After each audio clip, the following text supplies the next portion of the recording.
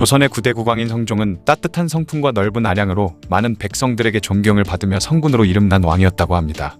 그는 왕이 백성들의 삶을 직접 살피기 위해 평상복 차림으로 궁밖을 다니던 미복자맹을 자주 다니기로도 유명했죠. 오늘은 성종의 미복자맹과 관련된 이야기 중 가장 유명했던 김이동이란 백성과의 일화에 대해서 한번 알아볼 텐데요. 다만 이것은 어디까지나 야사에 있는 내용이니 그저 재미로만 봐주시기 바랍니다. 왕이 자맹을 나갈 때는 일반 양반의 옷을 입고 궁 밖으로 나와서 백성들을 살피게 되는데 보통 한두 명의 무예 별감들이 그 뒤를 따르지만 성종은 백성과 더 가까워지기 위해 이들마저도 멀찌감치 떨어뜨린 채 길을 나섰다고 합니다. 밤만 되면 옷을 갈아입은 성종이 어두운 한양의 거리를 돌아다닌 탓에 중신들은 늘 그런 성종을 말리기 바빴지만 그럼에도 성종은 굴하지 않고 계속해서 자맹을 나갔다고 하네요. 그러던 어느 날 밤 성종이 지금의 종로인 운종가로 나와서 광통교라는 다리를 지나던 중 한 백성이 졸고 있는 것을 발견하게 되죠. 나이는 40 정도 돼 보이는 행색이 초라한 시골 사람이었습니다. 늦은 밤중에 길에서 졸고 있는 걸 이상하게 여긴 성종이 그를 깨웠고 잠에서 깨어난 그는 자신의 이름이 김이동이라고 밝혔죠. 자신은 경상도 흥해에 사는 숫장수인데 몇 해 40이 넘도록 어진 임금님이 계시다는 한양 구경을 못했기 때문에 그동안 계속 벼르기만 하다가 간신히 돈을 마련해서 고향을 떠나 한양으로 출발할 수 있었다고 합니다. 그렇게 수십 일 만에 겨우 이곳에 도착해서 주변을 지나가는 사람들에게 물으니 여기가 한양이란 대답을 들을 수 있었고 이후 어떻게 저녁은 사 먹었지만 잠잘 곳을 찾지 못해 이곳에서 밤이 새기를 기다리는 중이라는 대답을 했는데요. 자신의 말을 마친 김이동은 성종에게 그러는 댁은 네 시기에 이 밤중에 길거리를 돌아다니냐며 보아하니 생김새도 그럴듯하게 보이는데 혹시 임금님이 계신 집이 어딘지 알면 좀 가르쳐달라고 부탁했죠.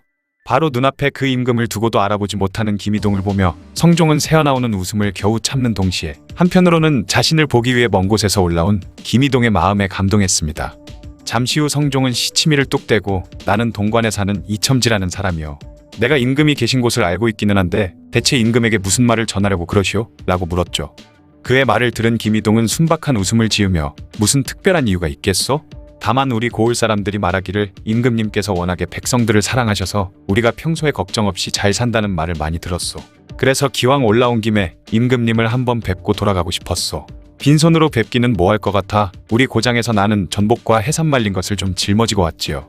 임금님께서 이걸로 한 끼 반찬이나 하셨으면 하니 대기 임금님을 꼭 좀 뵙게 해주시오 라는 부탁을 했습니다. 그 말을 들은 성종이 손짓을 하자 멀리서 대기하고 있던 무예 별감들이 급히 달려왔고 성종은 그들에게 몇 마디 귓속말을 한 뒤 김이동에게 이 사람들을 따라가면 곧 임금을 만날 수 있게 해줄 테니 안심하고 이들을 따라가라고 알려줬죠.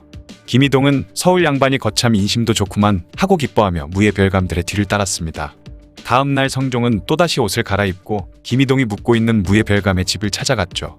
성종을 본 김이동은 몹시 반가워하며 이첨지는 참으로 너그러운 사람입니다. 처음 보는 시골 사람을 잊지 않고 이렇게 찾아주셔서 고맙소.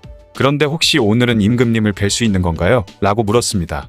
옆에 있는 별감들은 깜짝 놀라며 감히 왕 앞에서 무례한 말투를 보이는 김이동을 나무라려고 했지만 성종은 급히 그들을 눈짓으로 말리고는 임금을 만나려는 당신의 마음은 참으로 갸륵하지만 원래 벼슬이 없는 사람은 임금을 만날 수 없게 돼 있다. 그럼에도 당신이 그렇게나 꼭 임금님을 뵙고 싶다면 벼슬자리를 얻어서라도 만나볼 수 있도록 내가 도와줄 테니 혹시 원하는 벼슬이 있다면 말해보라고 했죠. 김이동은 생각지도 못했던 벼슬 얘기를 듣자 난처해 하더니 우리 마을에 충이라는 벼슬을 하는 박충이라는 양반이 있는데 그 충이라는 벼슬이 내게는 무척 좋아 보였습니다. 하지만 댁이 무슨 수로 내게 그런 벼슬을 시켜주겠소.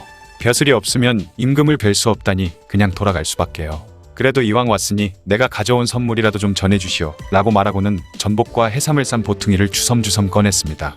그런 김이동을 본 성종은 웃음보가 터지는 것을 겨우 참으며 자신이 어떻게든 힘을 써볼 테니 하루만 더 기다려달라고 그를 설득했죠. 혹시 벼슬자리를 얻게 되면 이 선물을 직접 임금님께 바칠 수도 있을 거라는 말에 넘어간 김이동은 그렇게 하룻밤을 더 무예별감의 집에서 묵기로 합니다. 이후 입궐한 성종은 이조판서에게 명해 그를 충의초사로 임명했죠.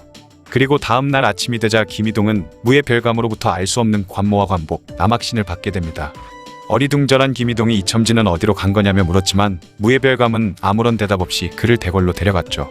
그렇게 한 손에 해삼과 전복을 든 꾸러미를 든 김이동이 본 것은 용상에 앉아있는 임금의 모습이었습니다.